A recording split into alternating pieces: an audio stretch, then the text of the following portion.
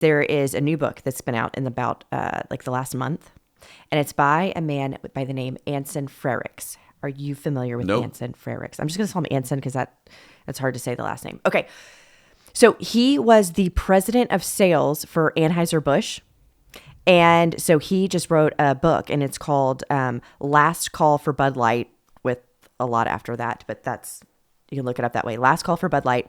And it is about the downfall of the culture of Bud Light and or Anheuser-Busch and what happened with Bud Light and how it is, I don't know, 1.4 billion, I think is what it's lost at this point. And he talks about the history of it. And it's really interesting because what he's saying is kind of in alignment here. What he is saying, very interestingly, and then I have a way to apply it to salespeople today, but he's saying that from the outside, right, from somebody who doesn't understand the Bud Light culture, really, it looks like they made one decision by who to partner with on one ad campaign, and it destroyed the company. And he said, no.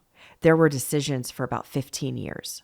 There were this decision and this decision and this decision and this decision that all were the unraveling of the brand. It was 15 years of not being on brand anymore. And at the beginning, I'm like, okay, well, tell me more, right?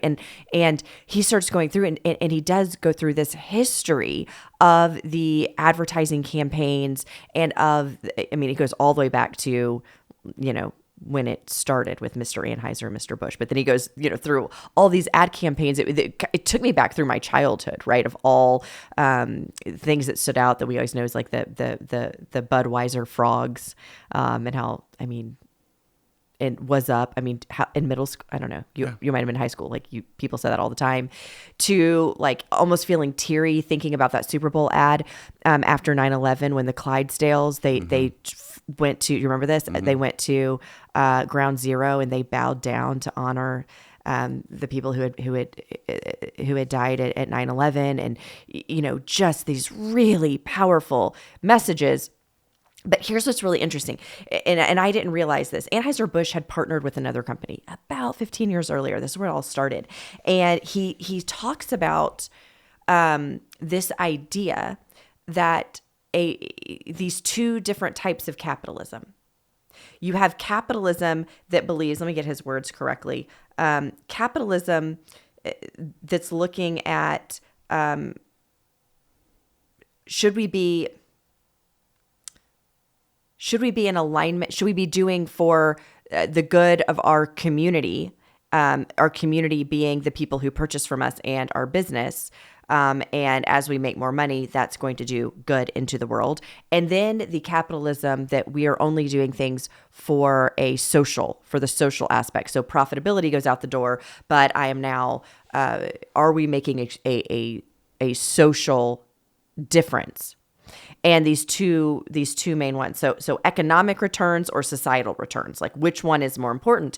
And what's interesting here is that I don't know that it even matters which one is more important. In fact, I think it's probably the best world that we could live in has companies that believe in both.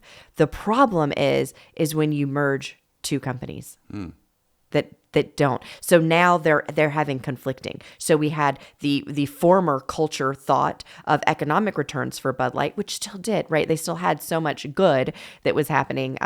He talks about how much money was given for in giving water to places that didn't have clean water, how much money was given to make sure that there was education on how to drink responsibly and on that side of it, on responsibility in alcohol. And then it merges with a company that believes in societal returns, that's where it's most important. Now we're out of whack. So here's what I was thinking about this. Very fascinating. And I do recommend this book. It is a super easy read and really fun. And you can watch Anson on a lot of different podcasts as well. He's a very, very interesting, very smart guy. But here's what I was thinking about is a lot of times I think the same problem, right, that Bud Light had on this merger, salespeople have when they're finding a company to work for. And you have to first know, what do you care about? And a lot of the times where I see problems or somebody complaining about the job they're in or the company they're in is because they have one of those core differences. They either believe in the economic returns or they believe in the societal returns, and they work for a company that believes the opposite. And all of a sudden, they want to be one person and they're trying to change it instead of finding a company that's in alignment with their beliefs. But I'm curious your thoughts on that and how you think people should go and find the right sales job, the right company to go and represent as a sales professional. But I 100% agree with what you just said. I think it's a losing battle, and it's a dumb battle, and it's a immature battle for any employee to make it their personal mission to go try to change the ethos of an organization as one of their criterias of who they want to go work for. I think they need to focus on themselves. They need to focus on improving their own craft and being the best version of themselves that they can be in the job that they have, in providing, whatever the job is. And they need to go find a company that aligns with their own personal values. And so would that also be a recommendation if they're in the company? So they think they're in alignment, they get into the company and they're like, I'm not in alignment with this. 100%. Change it or go find another company. I think it should just change it. They should just go find another company. They should 100% not try to fight it. I don't think that's what it's there for.